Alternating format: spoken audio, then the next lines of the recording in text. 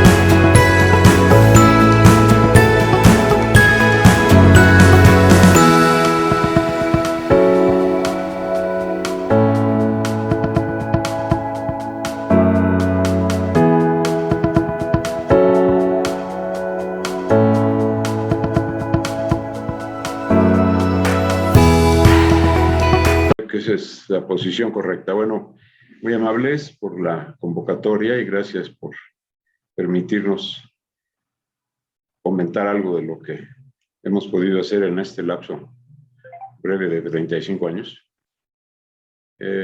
Como saben ustedes, el centro se creó a raíz del terremoto de 1985.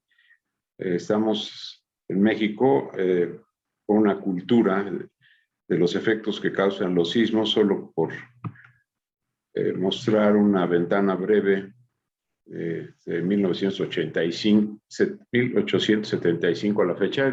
El gran temblor de 1875, muy cercano a Guadalajara, ocurre aquí, por la barranca de Oblatos, y es un lugar pues, que muestra un fenómeno que está ahí. Tal vez esté más o menos bien ubicado, pero es una amenaza cercana a la ciudad de Guadalajara y esperemos que no se den las situaciones desastrosas porque esta actividad siempre es recurrente. Entonces aquí estamos viendo sismos chicos y grandes, pero normalmente mayores de 6,5, y bueno, solo para los jóvenes en esta zona del Golfo de Tehuantepec tuvimos un gran sismo recién, un gran sismo que no había ocurrido de ese tamaño en México hace más de 100 años, y tuvimos la fortuna de poderlo medir en la Ciudad de México y también de advertir con el sistema de alerta. Entonces, bueno, es una figura importante porque esto es lo que justifica estos esfuerzos que hacemos, pues, varias instituciones académicas y, por supuesto, la oportunidad de esta asociación que se constituye a raíz del terremoto de 1985. Estos fenómenos, cuando desatan su energía,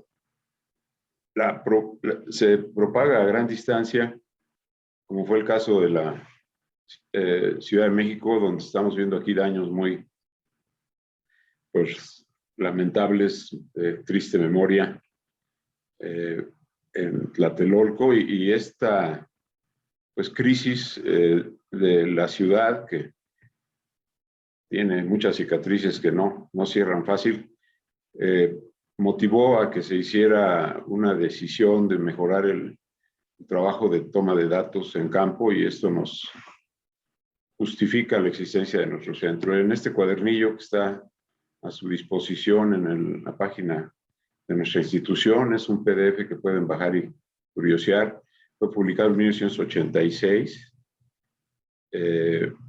por el CONACYT, y hacen acopio ahí de muchas recomendaciones que hemos seguido en muchas áreas de ingeniería y de investigación, pues para tener mejor conocimiento y que no vuelva a ocurrir algo tan dramático. Y bueno, hay algunos avances, pero no nos podemos descuidar, como veremos. Esta lámina es un resumen apretado de la historia del centro, que a raíz del terremoto del 85, arriba a la izquierda, con 8.1, motiva que el gobierno de la ciudad patrocine la colocación de instrumentos y su manejo a largo plazo, como continuamos. La existencia del CIRES fue ocasionada por este desastre y hemos mantenido una actividad continua hasta la fecha. Obviamente aquí sería interesante agregar un renglón donde pudiéramos ver el ritmo de administración pública, donde están los gobiernos diferentes. Pues ya llevamos casi 6 administraciones que nos han ayudado a mantener esta tarea que pues es necesaria para que se hagan mejores diseños de las construcciones y, en fin, la red de acelerómetros, que es la tarea principal, está aquí en amarillo.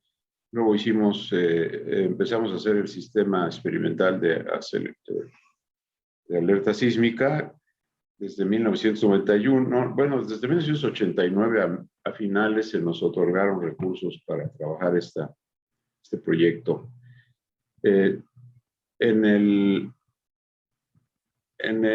Bueno, se hicieron algunas advertencias, pero tuvimos un sismo. Era un proyecto experimental entre 1991 y 1993.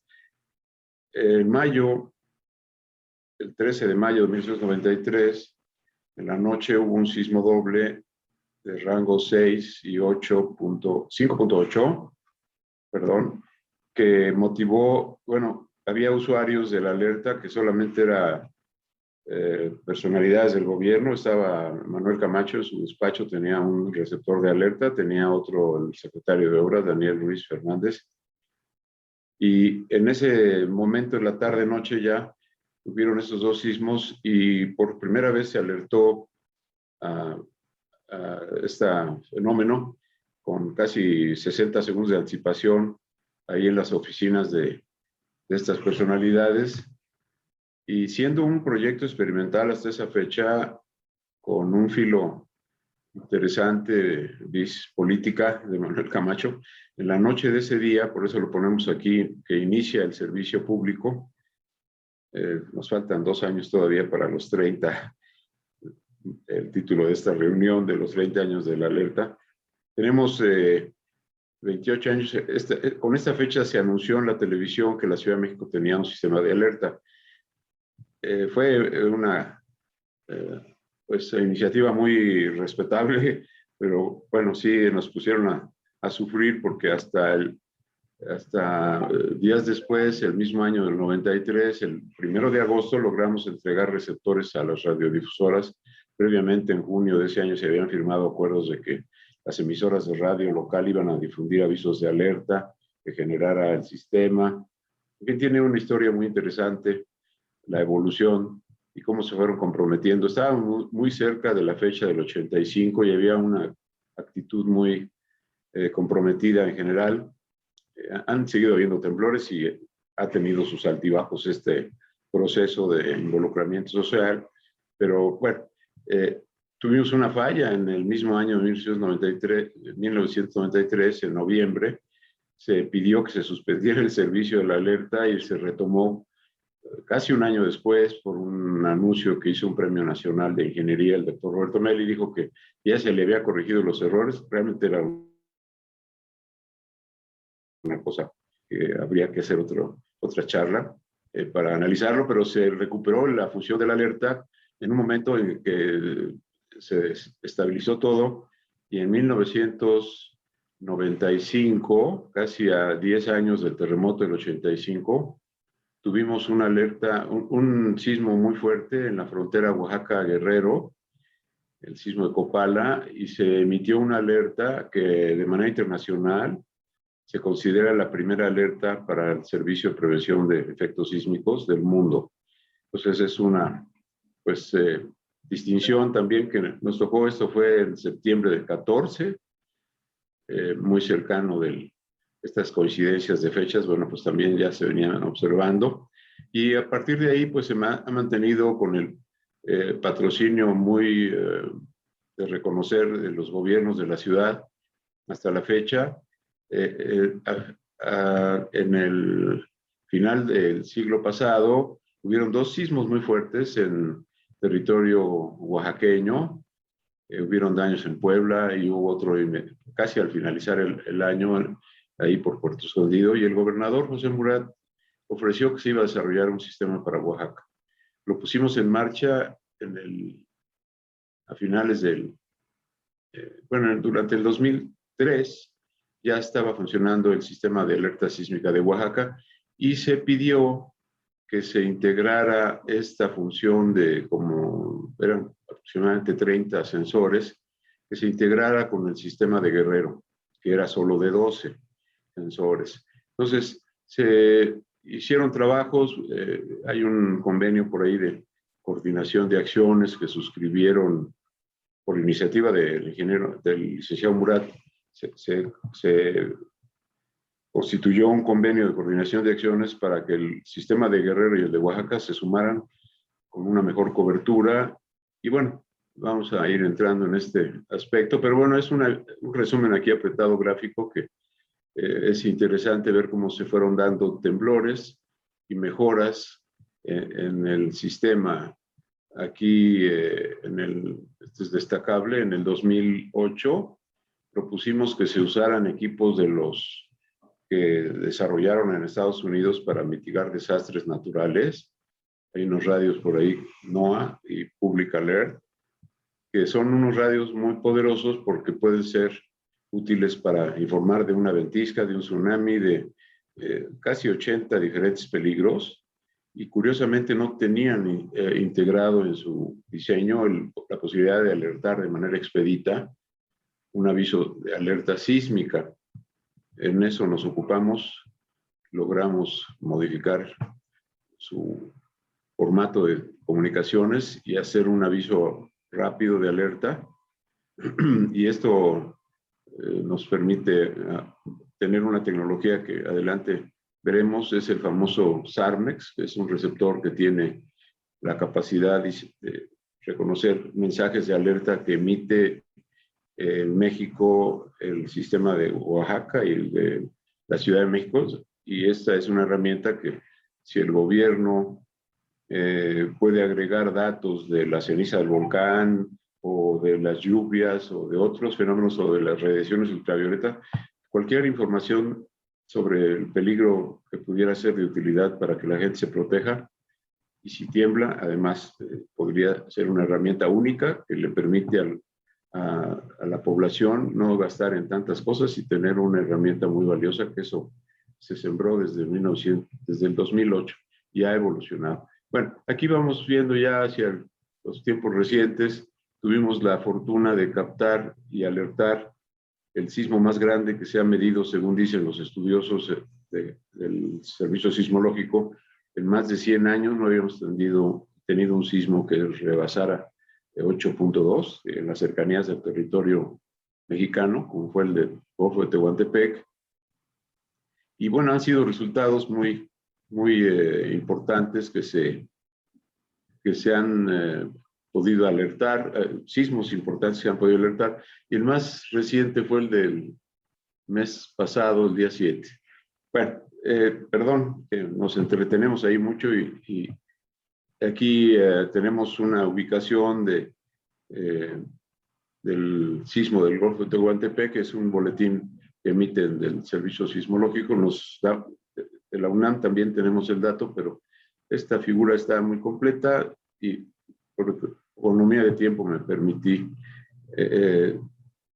ponerla aquí. Déjenme ver si puedo operar no percibo aquí bueno, aquí vamos a ver lo que pasó ese día en la noche. El sismo empieza acá en el mar y es captado por estaciones ya en su paso. No es el epicentro en este lugar, es por acá. Y al paso de las ondas las empieza a ver, las ve con un rango no muy fuerte. De a poco se van poniendo rojas porque se rectifica la determinación de rango. Y al subir el valor, aquí se están dando en la tabla en el Golfo de México, se está viendo los valores que radian las señales. Aquí ya en uno de los algoritmos se ve un 8.5, 8.5, 8. Es realmente un sismo, pues, aterrador, diría yo. Y ya se alertó en la ciudad, en la República, se logró difundir el aviso de alerta. Estas conos, las ciudades muestran que se logró alertar. Ya tenemos aquí abajo a la izquierda, a la derecha, perdón, tenemos 56 segundos de haber emitido la alerta. Ya pasó el sismo por Oaxaca, lo están pues, realmente padeciendo, fue un sismo de efectos muy prolongados por el rango. Y bueno, aquí va avanzando esta línea amarilla, es la onda de cortante. Ya pasó la onda P, que es la línea morada, que es la más veloz, estaba como 8 kilómetros por segundo del orden y estaba como a la mitad, como 4. Y ya está tocando ciudades, aquí va a empezar a tocar Puebla, Acapulco y Chilpancingo, se tocan pues casi al mismo tiempo. Pero este es un proceso totalmente automático, este es un sismo que ocurre casi a la medianoche del viernes 7, en tiempo de México. 10 minutos antes de la medianoche. Y con el antecedente de que un día antes había habido una prueba en falso de los altoparlantes y la gente pensaba que este había sido otro caso por el tiempo extraordinario que tardó, 120 segundos prácticamente, demoró en llegar a la Ciudad de México.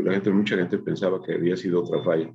Pero bueno, este es un caso pues muy favorable y estábamos pues muy impresionados de la posibilidad de tener tanto tiempo para protegernos.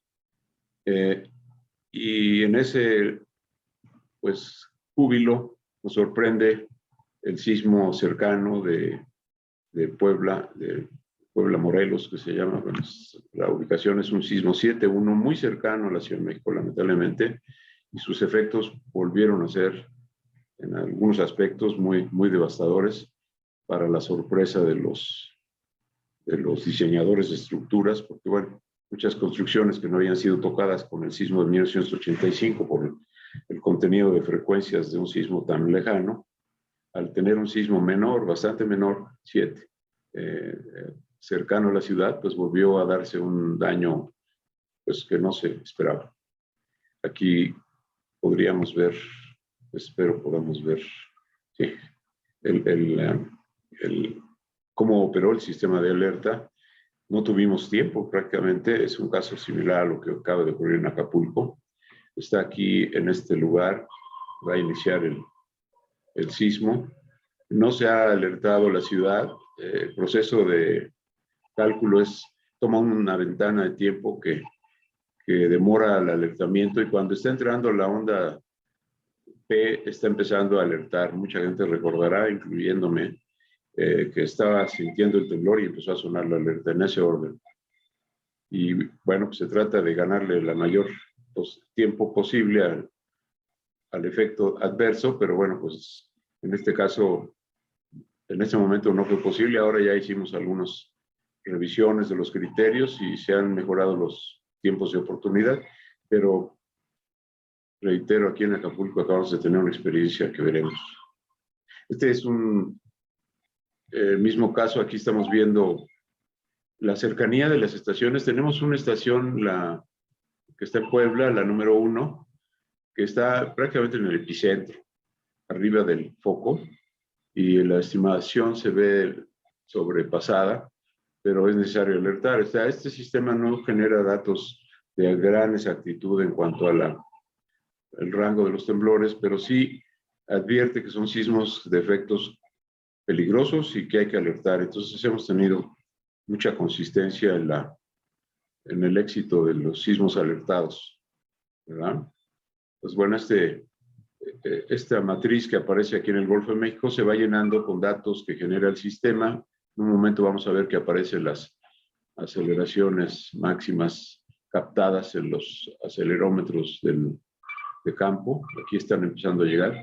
Estos datos aparecen en automático en las estaciones del servicio sismológico. En el servicio sismológico en la UNAM se enlazan, igual que estamos viendo aquí, están llegando mensajes estadísticos de las aceleraciones máximas en el campo horizontal y en el módulo vectorial de la suma de las aceleraciones verticales y las horizontales. En fin, es un dato útil que calcula en automático en campo y va llegando a la custodia del servicio sismológico. Actualmente aquí no alcanzo a ver abajo. Creo que este es el sismo de Acapulco reciente. Ya por vía telefónica tenemos esta modalidad. Es un mapa que, además del monitor que estábamos viendo hace un momento de cómo nos ilustra el paso de la onda, este es un resumen que anticipa a algunos abonados del gobierno que está sonando la alerta sísmica y que la razón es que está dándose un temblor en este lugar. Y este no es un mapa dinámico, sino simplemente es el arranque de la instrucción de que se está dando una alerta, como dice aquí, alerta sísmica, y puede que estemos escuchando los altoparlantes o las señalizaciones ya preestablecidas, pero es muy útil porque sin tener que preguntar mucho, tenemos a la vista de dónde es el epicentro y pues más o menos el tiempo que va a tardar en llegar a la ciudad. Aquí en el rojo arriba a la derecha se ven 60 segundos prácticamente, está como a 300 kilómetros de distancia.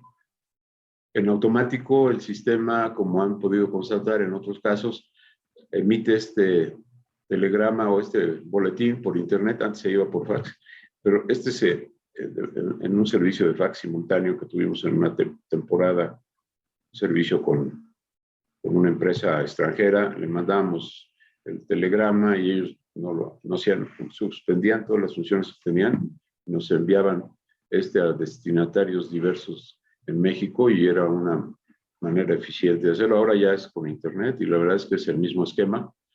Pero aquí estamos viendo abajo en la República qué estaciones están siendo tocadas por el efecto del gran temblor. Ya se alertó, este boletín pues dice en qué ciudades se alertó, a qué hora se alertó, a qué distancia del epicentro se encuentran y más o menos qué tiempo de anticipación pudieron tener. Este boletín se hace de manera robótica. Y cuando llega a pasar el efecto en la Ciudad de México, se genera un complemento de la información para que las autoridades de la ciudad sepan en qué lugar de la ciudad se tienen los datos más severos o la concentración de efectos más serios para ocurrir a esos sitios, ir a esos lugares para prestar ayuda. Bueno, en el esfuerzo que se hace ya del 87 a la fecha, el centro ha tenido oportunidad de captar efectos generados en estos epicentros. Son casi 280 lugares que han generado efectos que se pudieron percibir en la Ciudad de México, además de lo que es la alerta, pero son acelerogramas muy útiles para los investigadores. Y el trabajo principal, o que ha polarizado mucho la imagen del Centro de Instrumentación y Registro Sísmico, es el Sistema de Alerta Sísmica Mexicano. Un poco hemos visto que hay un peligro importante en el país, que son estudios muy importantes que sobrelleva a lo largo ya de muchos años la UNAM, el Servicio Sismológico.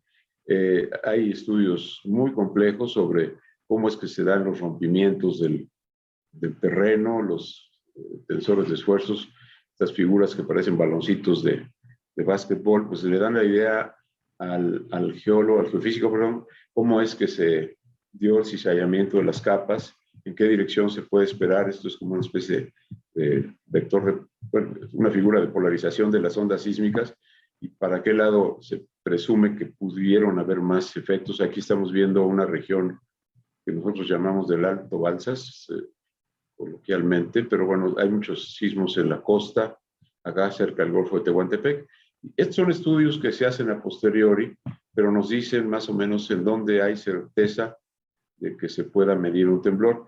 Aquí regresamos, no es actualizada la figura, pero se ve que coinciden los temblores con lo que acabamos de ver. En la zona del Alto Balsas hay una línea muy clara, más o menos un alineamiento de epicentros.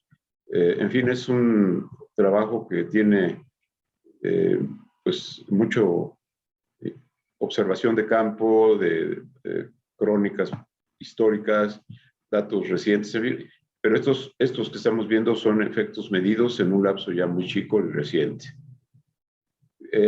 conscientes de esto, hemos puesto sensores que están ahí como puntos negros y están enlazados con sistemas de radiocomunicación que son muy valiosos porque permiten saber que está ocurriendo un sismo. Veremos, y si se da una información de peso que amerite que la gente se proteja, se emiten señales de radio en diferentes regiones metropolitanas del Valle de México, la zona conurbada, Puebla, hacia allá, hacia Colima, perdón, hacia Morelia. Tenemos en Guerrero y en Oaxaca también tenemos emisiones en la zona metropolitana. Los sitios donde medimos los temblores, pues ameritan estar ahí de paseo, son lugares muy agradables. Ahí en cajas metálicas están las electrónicas que hemos ido desarrollando en el camino para poder medir. Aquí se ve un sensor de tecnología reciente, son de los llamados micromaquinados, los MEM famosos, y este es un acelerómetro que permite obtener una señal eléctrica proporcional a las aceleraciones del suelo, y este es un acoplador para poder dar datos al digitalizador, y aquí se hace un proceso que veremos para ver de qué tamaño puede llegar a desarrollar un temblor con los primeros arribos. Es un poco la metáfora de estar adentro de una casa y viendo pasar vehículos por una ventana, y si se ve una rueda chica y una salpicadera de Volkswagen, seguramente es un carro chico, pero si vemos una defensa tipo Torton que se asoma, pues no sabemos si trae remolque o no, pero puede ser un camión pesado. Entonces es un poco la metáfora de cómo es que se determinan los rangos de los temblores. Solo con ver el inicio podemos decidir que hay que alertar, y entonces aquí ya por una fibra óptica que se ve en este extremo izquierdo, salimos de este engendro electrónico y de detección de efectos sísmicos y vamos hasta la parte alta de la torre de telecomunicaciones que está en esta foto.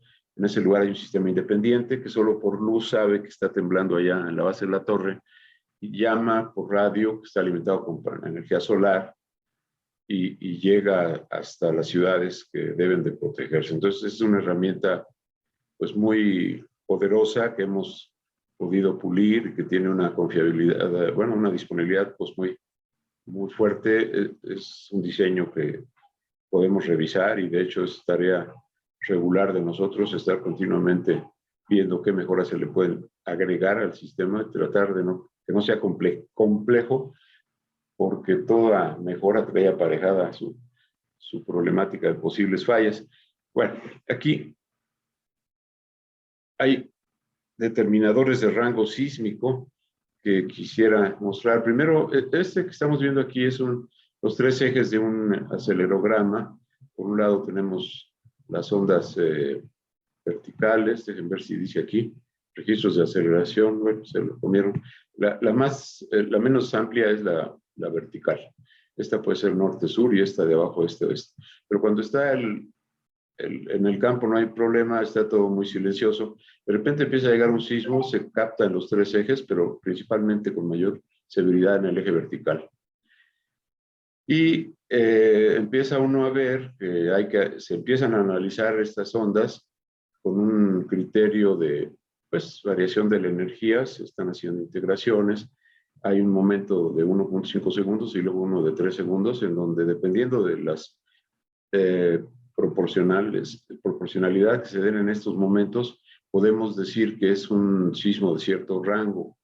Y en los primeros 3 segundos de observación, si es que antes no llega este momento de la onda S, que se llama, sí, aquí se emite un pronóstico del posible rango. Después, cuando llega a la onda de cortante, que automáticamente supera la amplitud de las ondas verticales, podemos dar otra opinión al haber observado todo este lapso de la onda de compresión, de la onda P. Se puede dar también otro estimador, que sería este caso. Volvemos a hacer un análisis principalmente de la onda vertical, y sí, sigue el sismo, por supuesto, y cuando se completa un tiempo equiparable al del inicio y la onda de cortante, cuando ocurren en el doble del tiempo, quiero decir, se hace este último análisis, donde ya se involucran los tres ejes, el vertical, norte, sur y este, oeste. Y si bien toma más tiempo, pues también genera un estimador de rango que se usa para disparar los avisos de alerta. Es un trabajo pues, muy apasionante. El primer criterio de disparo que desarrollamos es este de los tres ejes. Y como se trata de darle más oportunidad a la gente, al potencialmente vulnerable, pues abreviamos el tiempo primero a este lapso y después todavía estamos haciendo esfuerzos por reducir inclusive estos 3 segundos, con la idea de tener 1 o 2 segundos adicionales que sirvan para que la gente se proteja. Bien, es una herramienta que tiene aspectos que nunca están terminados, siempre se están perfeccionando y pues ha habido oportunidad de hacer muchas publicaciones con foros muy calificados de especialistas en geofísica, en sismología, y bueno, pues han visto con mucho interés y curiosidad los aportes de electrónica y de registro sísmico que se generan en el centro y pues hemos tenido oportunidad de estar en esos foros donde no somos tan especialistas en la sismología ni en la geofísica, pero bueno, las herramientas que tenemos son muy útiles. Este es un artículo reciente que Natural Hazard, que se publica a raíz del sismo de Oaxaca del año pasado. Todavía está en proceso algunos nuevos por los sismos recientes, pero aquí es un trabajo que ya finalmente se logró aceptar. El sistema de comunicaciones para ir hacia el destinatario en riesgo tiene aspectos muy interesantes, es muy amplia la red, está muy diseminada en la República, hay muchas condiciones topográficas, hay muchas condiciones sociales, inclusive hay veces que tenemos robo de equipos y cosas así que pues son los retos. Logramos en esto, bueno, esta figura muestra que hay una zona en verde, otra en azul y acá en rojo, son redes, subredes, que logramos que lleguen datos a ciudades, por ejemplo aquí en Colima, y de Colima podemos subir vía satélite hacia otros centros urbanos para que cualquier concepto que esté ocurriendo por aquí sea conocido por otros lugares lejanos, y también hemos podido rentar redes de telefonía y servicios muy fuertes, muy sólidos, que pues los agregamos, estamos buscando que se tenga una garantía de que no se pierdan los mensajes, esa es la idea de estas redes, y son bastante elaboradas y complejas. Buscamos la resiliencia de las telecomunicaciones. Aquí en otra modalidad estamos viendo los lugares donde hay temblores en el margen vertical izquierdo, y llegamos a ciudades, como les decía yo, a la Ciudad de México, a Acapulco, Chilpancingo, Guerrero, Oaxaca, Colima, y en estas ciudades tenemos estas redes que pues permiten enlazar a las ciudades entre ellas, también nos permiten estar en la ciudad a través de estos conceptos ya de mayor potencial. Podemos estar en la Secretaría de Seguridad Pública, creo que eres de Protección Ciudadana, la Presidencia. En fin, tenemos un servicio muy abierto a áreas de responsabilidad del gobierno. ¿Qué ocurre, por ejemplo, en una ciudad? Una de esas instalaciones, aquí en México tenemos de este tipo prácticamente 3 espejos. Uno está en el Senapred, otro está en Balbuena, en lo que se llama C5, y otro está en la sede del CIRES, en el barrio de Narvarte. Aquí tenemos la información.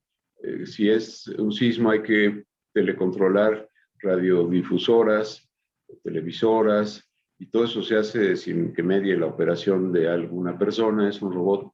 Y también si hace falta se difunden mensajes cifrados para que estos receptores que les comenté, los ARMEX, alerta riesgos, actúen y se enciendan y suene la alerta. Entonces se pensó fundamentalmente para escuelas donde los niños no tienen por qué estar viendo, bueno, idealmente no deberían estar viendo la televisión, escuchando el radio.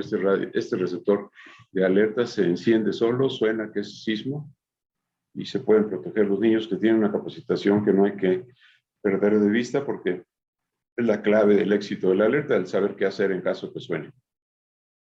En las ciudades que estamos platicando, hay el servicio para estos receptores, algo en Morelia, esta es la cobertura de radiofrecuencia. En la Ciudad de México y Toluca hay un complejo de antenas mucho más elaborado que permite una cobertura en la mayoría de la mancha urbana. Acá estamos en Puebla, acá está Oaxaca, que es uno de los retos. Tenemos no más del 30% de pobladores de Oaxaca con el servicio de alerta, entonces esto hay que ponerlo en el proceso de evolución como prioritario, porque hay que poner más antenas en muchos lugares donde hay pobladores que están en riesgo. No importa que no sean densidades poblacionales muy altas, porque la responsabilidad del gobierno de dar seguridad no se puede eludir y tenemos simplemente que mejorar los transmisores, el número de transmisores para que estos receptores den el servicio. Aquí hay una tabla ahí con datos de lo que hay en diferentes lugares, ¿sí? Entre 1991, que empezamos el proceso experimental de la alerta, como les digo, oficialmente como alerta se anunció en mayo del 93. Bueno, han ocurrido sismos. Aquí tenemos del orden de 10,000, han ocurrido del orden de 10,000 temblores que no han generado todos alertas. Solo los 170 más severos han podido o han logrado generar avisos para servicio en los lugares que mencioné. Entonces es una herramienta que tiene una calidad muy alta.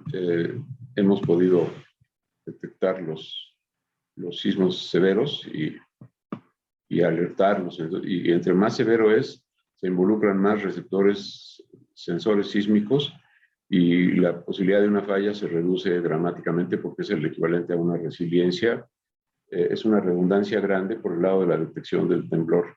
Entre más grande sea, pues es más el número de estaciones involucradas. Es un sistema muy, muy noble en ese sentido. Y pues el reto es mantenerlo, ¿verdad? Que no se nos compliquen las telecomunicaciones o la electrónica o las capturas de energía solar. En fin, es muchos eslabones de una cadena muy pretenciosa que va de que se detecta el temblor y que alguien está viendo cómo se mueve la casa, pero desde lejos, ¿no? Porque se logró poner a salvo. Entonces es una tarea compleja. Bueno, aquí estamos viendo el pasado 7 de... Este es el temblor de Acapulco, muy lamentable, que ocurre prácticamente en Acapulco, donde no tuvieron oportunidad de alerta. Y ya se dio la alerta, porque se dio prácticamente con los sensores que estaban operando en Acapulco. Ya tienen aquí 20 segundos de haberse alertado. Fue una alerta federal, como se puede ver, a donde estamos actualmente operando los avisos de este fenómeno. Y bueno, aquí se va viendo cómo las estaciones van tomando tonalidades rojas de la severidad del movimiento, pero ya la tarea de haber anunciado que viene algo peligroso se dio desde hace prácticamente 50 segundos, como dice el cuadro aquí abajo. Entonces es una tecnología muy, muy necesaria porque el peligro pues está ahí agazapado, en cualquier momento ocurre. No tenemos como otras amenazas señales de pronóstico, no hay pues manera de hacer algo como con los huracanes que vienen con los satélites geoestacionarios. Estamos viendo las trayectorias con días de anticipación, podemos tomar medidas. Este fenómeno es tal vez el más caprichoso en cuanto a que no se advierte y tenemos que saber qué hacer en caso de que tengamos oportunidad de actuar. Entonces, bueno, aquí estamos viendo el proceso del análisis de resultados de aceleraciones máximas. Se comparten estos datos para que luego instituciones de la UNAM hagan los mapas de shake maps, que se llaman. En fin, es una herramienta muy necesaria. Aquí estamos viendo cómo se alertó este temblor.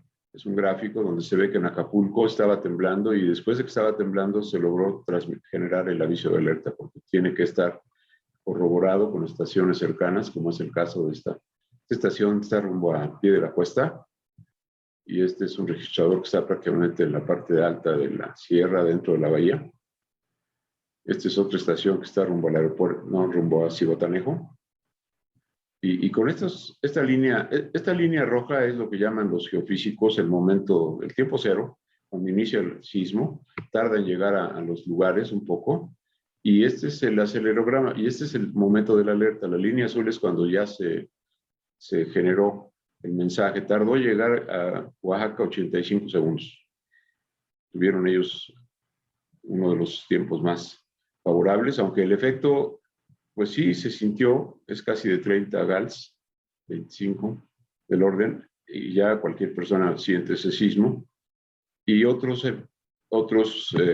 graficados aquí corresponden a la Ciudad de México, que son 70 segundos de oportunidad, y a Puebla. Y este es en Chilpancingo. Entonces, estas gráficas se hacen a posteriori, ya que podemos recuperar los acelerogramas, que estaciones varias aportaron esta información. Esta es la misma estación de rumbo a pie de la cuesta, y otras, este es rumbo al aeropuerto. Y son acelerogramas también muy útiles, están muy bien medidos, muy bien registrados, que es material de estudio para los geofísicos, sismólogos que analizan cómo fue la ruptura.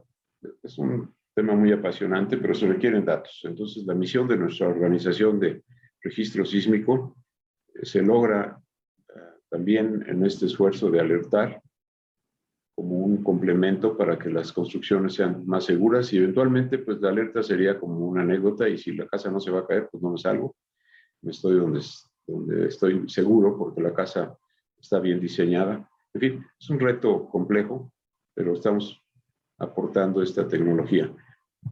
Dejen ver este gráfico que es interesante. Les comento.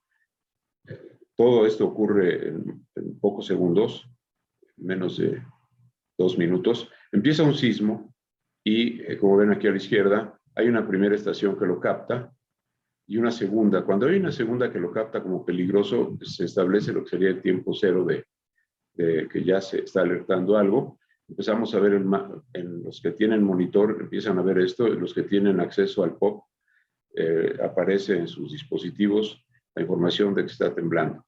Pero eso ocurre aquí.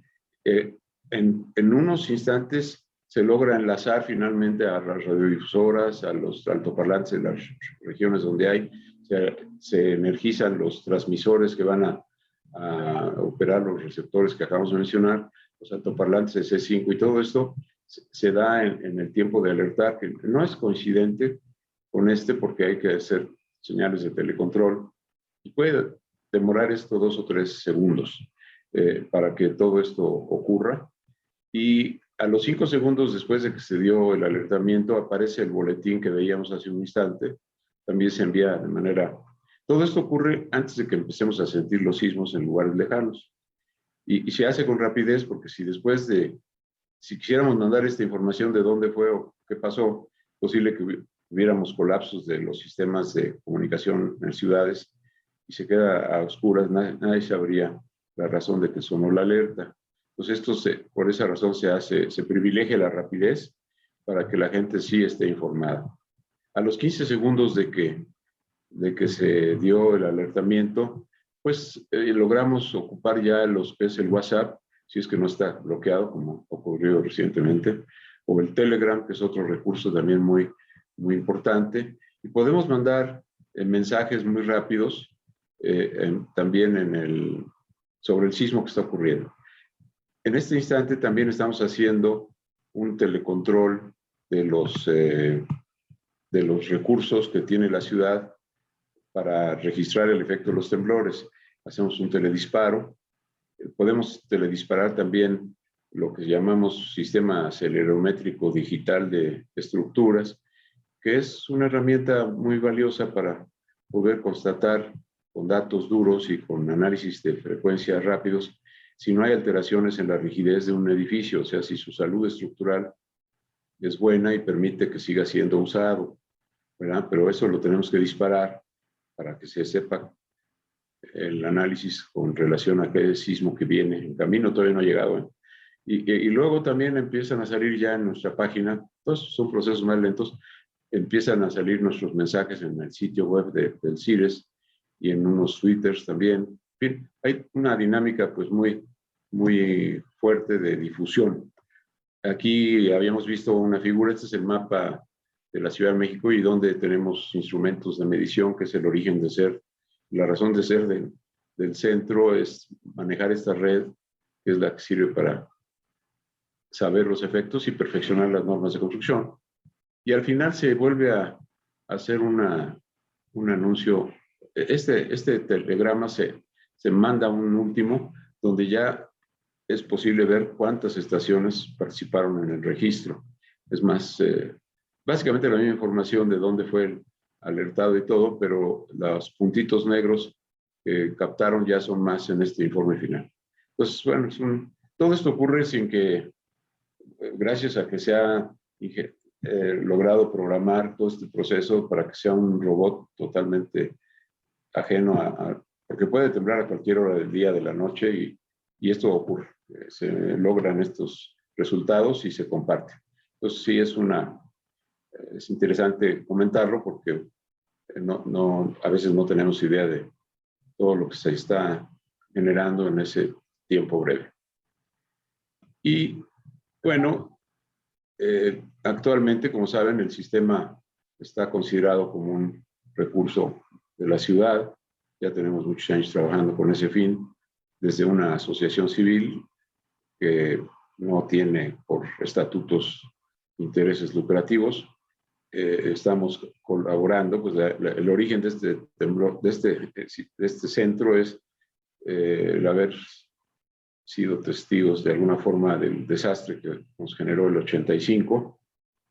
Y este servicio es necesario, pero también es necesario que, como ha sido, las autoridades vayan más allá en cuanto a que la gente practique el uso de estos avisos automáticos, y se están haciendo con más frecuencia los simulacros. Antes eran una vez al año, ahora van a ser varias veces al año, y ya es un reto porque, bueno, personalmente he tenido oportunidad de constatar que personas jóvenes que están en el gobierno, en las escuelas, como profesores, que fueron practicantes de los simulacros obligatorios que se hacían en las escuelas públicas y privadas por instrucción del gobierno.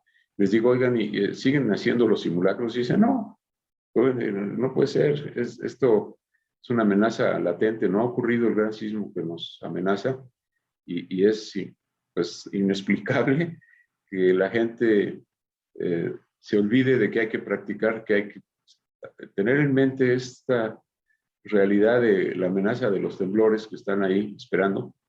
Podemos advertirlos como acabamos de ver, pero si cuando suena no sabemos qué hacer o cómo aprovechar ese poco tiempo, pues el esfuerzo que implicó haber hecho todo lo que vimos, pues no tuvo sentido, ¿verdad? Porque la gente pues está expuesta a la vulnerabilidad. Este es otro de los simulacros recién del 19 de septiembre pasado, donde emitimos hasta los boletines estos que acabamos de ver. Se presume que hay un sismo importante en algún lugar donde se nos requiere, y el sistema hace lo que acabamos de informar. Bueno, es interesante el tanto tiempo de estos trabajos que han tenido cierta proyección, inclusive en esta organización de UNESCO y en las Naciones Unidas, para este famoso pues, criterio de reducción de desastres naturales. Hemos participado y se considera mucho el desarrollo de la alerta de México. Esto fue apenas, fíjese, fue en mayo 25 de 2017. Y para no envanecernos, ocurrió el sismo de septiembre de 2017, con todo lo que platicamos, ¿no? 2 temblores grandes, y bueno, se han hecho contribuciones y resultados. En 1991, a la derecha está el licenciado Manuel Camacho, Daniel Ruiz Fernández, que fue secretario de Obras con él, que nos propuso desarrollar este centro y fue el principal promotor desde esas fechas, y otros personajes de la Fundación Barro Sierra. Estamos ahí hablando en 1991 en un lugar en Portales muy modesto, y pidió que nos dieran un espacio más digno, fueron sus palabras, y vamos en ese esfuerzo, pero no hemos soltado la responsabilidad, no nos han requerido mayores cambios, y pues hemos tenido el tino y la suerte de dar los resultados, algunos de los que hemos expuesto. Tuvimos inclusive la visita del actual señor presidente en el CIRES, en el centro, en el 2001, siendo jefe de gobierno, nos visitó, entendió lo que estábamos haciendo, pidió que se nos cubrieran los costos. Su secretario de Obras era, ellos venían del PRD, de otro partido. Andrés Manuel López Obrador sustituyó al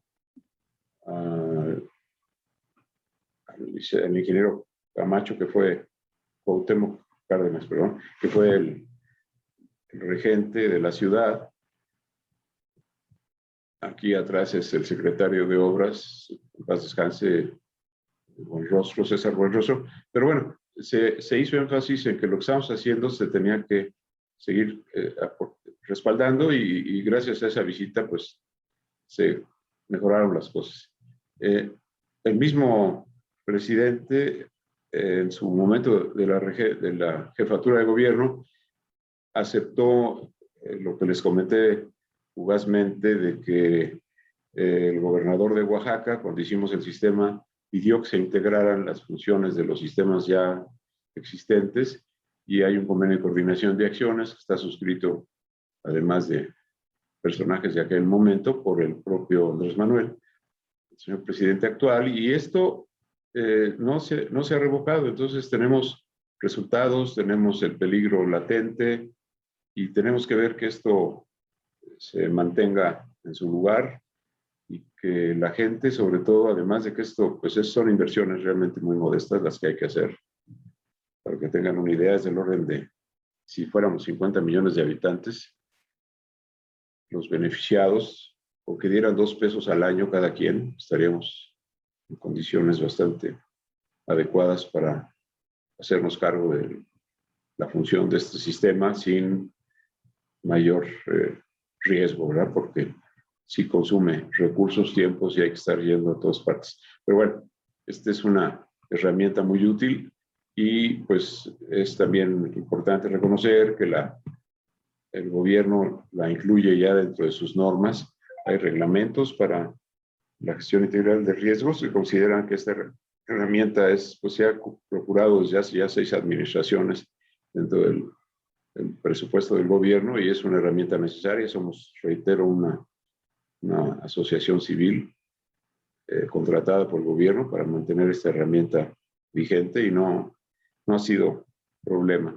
Y últimamente se generó una norma técnica también que se incluye el concepto de la difusión secundaria. Nosotros tenemos a nuestro cargo todo lo que es la operación primaria, que está en radiofrecuencia, en VHF, que permite enlaces que son muy sólidos, muy robustos, y permiten garantizar la comunicación del peligro, que todo eso es un proceso auspiciado por el gobierno, y cuando llega a los otros medios, pues puede servir para que la gente se proteja. Aquí la norma privilegia mucho que no sean contribuciones que demoren la información, porque hay intentos muchos, por ahí hemos visto esfuerzos de gente que quiere pues apoyar, pero tienen algo de desconocimiento de la tecnología telefónica, sobre todo, que demora a veces sin que uno lo pueda controlar los mensajes, y pues se dan retardos que son los que hay que cuidar que no ocurran, porque la gente pues ya no tiene oportunidad de protegerse. Pues quisiera dejar aquí la plática y disculparme también, porque este asunto de las pláticas virtuales ahora nos agobia mucho, y estoy a punto de entrar a otra plática que me impide hacer mayores aportes. A mí me gustaría mucho, si ustedes lo ven importante, que nos dejen a consideración del organizador de este foro sus preguntas. Yo con gusto las veo y les responderé puntualmente. Y agradezco mucho la oportunidad aquí a Armando Robledo, que ha estado con mucho ánimo desde hace mucho tiempo haciendo labor de promover el que la gente se interese y se proteja de la amenaza de los temblores fuertes. Armando, muchas gracias.